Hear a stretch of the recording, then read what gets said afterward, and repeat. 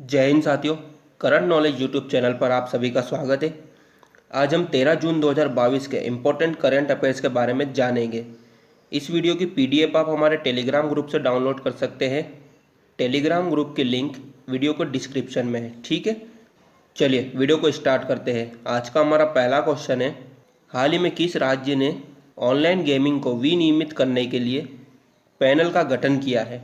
तो इसका सही आंसर है तमिलनाडु। दोस्तों, तमिलनाडु ने अभी ऑनलाइन गेमिंग को विनियमित करने के लिए पैनल का गठन किया है, ठीक है, याद रखिएगा। यह है तमिलनाडु का मैप। तमिलनाडु की कैपिटल चेन्नई है। तमिलनाडु के गवर्नर आर एन रवि है और तमिलनाडु के प्रेजेंट टाइम पे सीएम एम के स्टालिन है, ठीक है, याद रखिएगा। चलिए बढ़ते हैं नेक्स्ट क्वेश्चन की ओर। हाल ही में किस बैंक ने जेस्ट मनी के साथ साझेदारी की है? तो इसका सही आंसर है आईसीआईसीआई बैंक। आईसीआईसीआई बैंक ने घोषणा की है कि उसने खुदरा और ई कॉमर्स प्लेटफॉर्म पर खरीदारी करने के लिए अपनी कार्डलेस ईएमआई सुविधा का विस्तार करने के लिए डिजिटल ईएमआई या पे लेटर प्लेटफॉर्म जेस्ट मनी के साथ साझेदारी की है, ठीक है। चलिए बढ़ते हैं नेक्स्ट क्वेश्चन की ओर।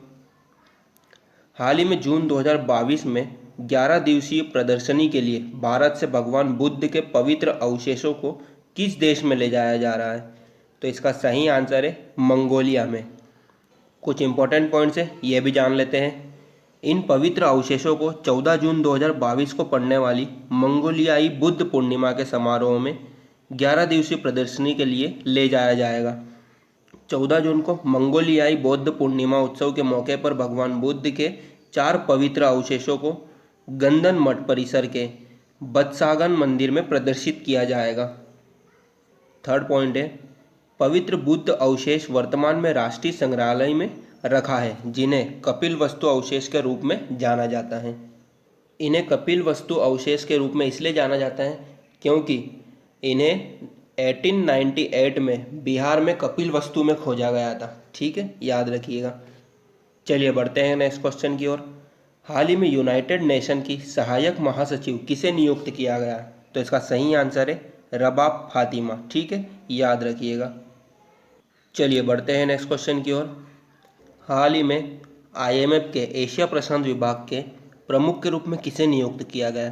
तो इसका सही आंसर है कृष्ण श्रीनिवासन। आईएमएफ का फुल फॉर्म होता है इंटरनेशनल मॉनेटरी फंड। इसका हेडक्वार्टर वॉशिंगटन डीसी में है और 190 देश इसके सदस्य हैं। दोस्तों, आईएमएफ और वर्ल्ड बैंक को जुड़वा बहनें भी कहा जाता है क्योंकि इन दोनों की स्थापना 1944 में ब्रेटन वुड्स सम्मेलन में हुई थी, ठीक है, याद रखिएगा। चलिए बढ़ते हैं नेक्स्ट क्वेश्चन की ओर। हाल ही में रूस और किस देश के बीच पहले राजमार्ग पुल का अनावरण किया गया? तो इसका सही आंसर है चीन। चलिए बढ़ते हैं नेक्स्ट क्वेश्चन की ओर।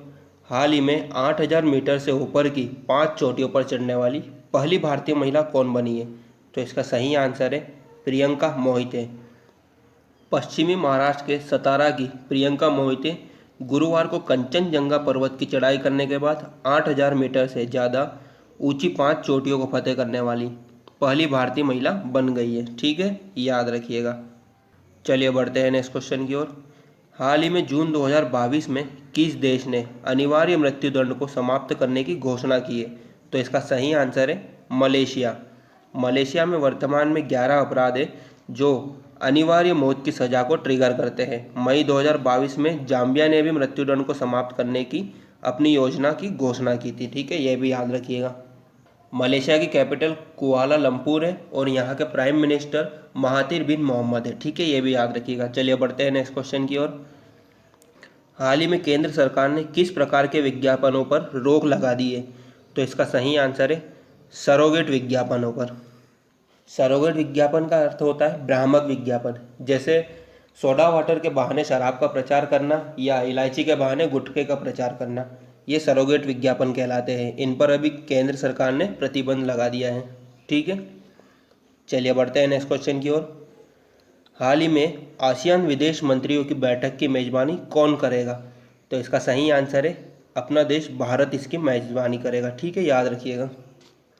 चलिए बढ़ते हैं आगे। अब कल के वीडियो के प्रश्नों का रिवीजन कर लेते हैं।